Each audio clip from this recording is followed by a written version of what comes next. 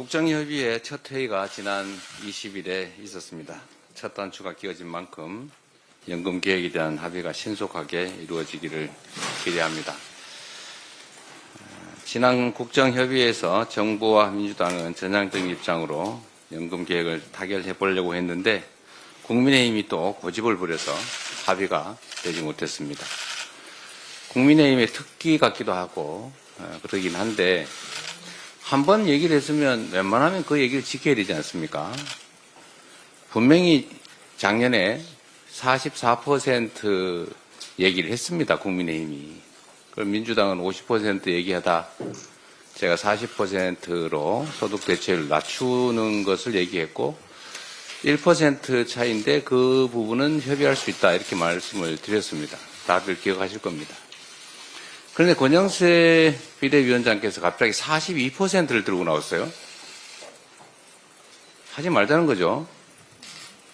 이런 식으로 정치하면 되겠습니까? 더군다나 야당도 아니고 집권 여당 아닙니까?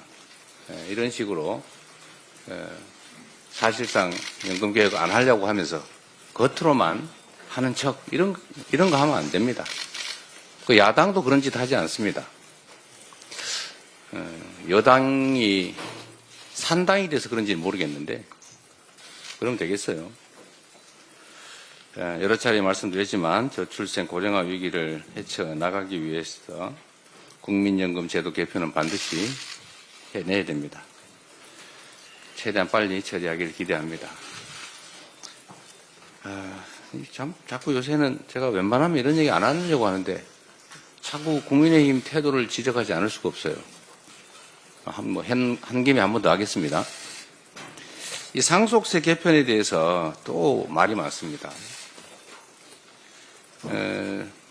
2024년 정기회에서 상속세를 개정 논의할 때 정부가 이렇게 최고 세율을 인하하자, 즉 최고 세율 구간을 지금 50%인데 40%로 10%포인트 낮추자 이렇게 얘기했습니다. 그리고 최대 주주 보유 주식 할증 평가를 폐지하자 이런 주장을 했어요. 이 두 가지 주장밖에 안 했습니다.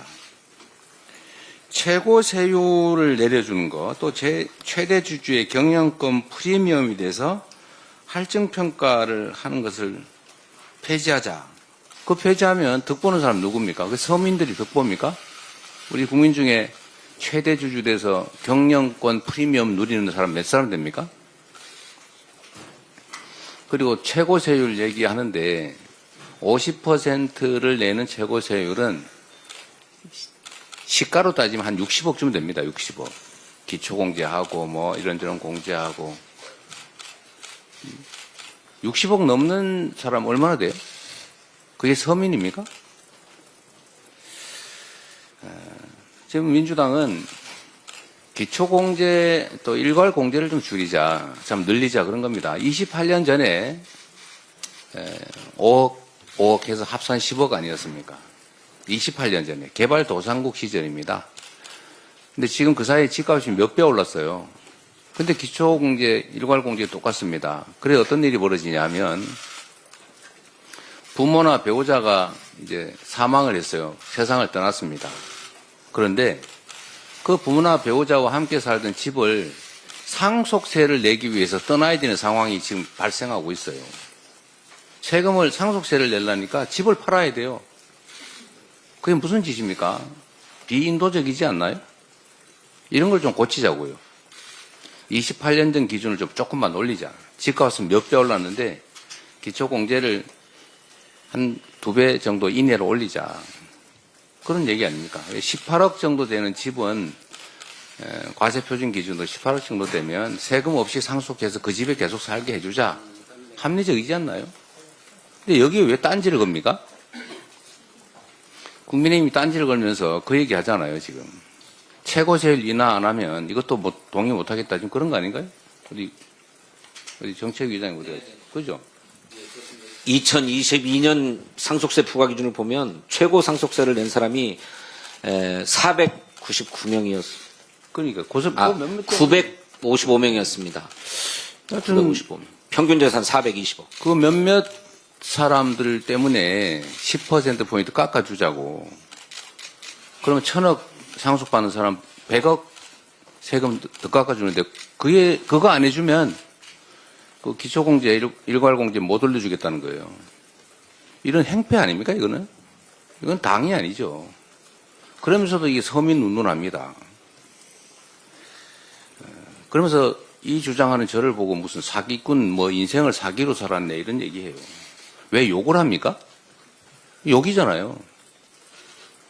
국민의 삶을 놓고 하는 정책 토론을 하는데 왜 욕을 해요? 이게 집권 여당이 할 짓입니까? 정말 이해가 안 됩니다. 좀 당황을 한 모양이에요. 내란 세력하고 몰려다니다 보니까. 대통령도 이 21세기 선진 대한민국에서 세상에 영구 집권해보겠다고 군정을 하겠다고 군사 쿠데타를 하지 않나. 그런 사람들을 비호하면서 1호 당원 징계도 하지 않고 오히려 쫓아다니잖아요. 동조를 하지 않습니까? 지금 권영세 비대위원장이 아주 대놓고 다시 12월 3일이 오더라도 자기는 계엄 해제 의결을 하지 않겠다. 지금 그렇게 얘기하지 않았어요? 뭐 표현도 틀리다고 어떻게 잡을지 모르겠는데 하여튼 그런 취지였어요. 이게 극우 아니면 뭡니까? 어쨌든 이 상속세 문제를 얘기하다 보니까 상식도 없고 정말로 극소수 기득권, 그중에서도 아주 극소수의 기득권자를 위해서 불법, 부정, 부도덕 행위 아주 감행을 일상적으로 합니다. 이게 무슨 보수 정당입니까? 이건 보수가 아니죠. 보수는 합리적인 가치와 질서를 지키는 걸 보수라고 해요. 기득권을 지키는 건 수구라고 하죠. 근데 이제 수구를 넘어서서 범죄 집단을 지켜요. 내란 수계를 지킵니다. 이런 건 보수라고 하지 않고 극우라고 하는 거예요. 극우 정당 맞지 않습니까? 전에 내란의 힘이라고 누가 주장을 했더니 왜 그런 말을 하냐고 화내던데 이젠 내란의 힘 이상으로 극우의 힘 된 거 아닙니까? 극우의 힘으로 어떻게 이 나라 국정을 책임지겠어요? 심지어 욕설까지. 제가 국민의힘 정말 정신 차리시기 바랍니다. 제가 국민의힘을 위해서 하는 말이 아닙니다. 이 나라의 미래를 위해서죠. 이 나라 정치의 한 축을 맡고 있지 않습니까? 그런데 이런 태도로 어떻게 하시려고 그래요? 정신 좀 차리시기를 다시 한번 권고드립니다. 합리적으로 정책 토론하기를 기대합니다. 이상.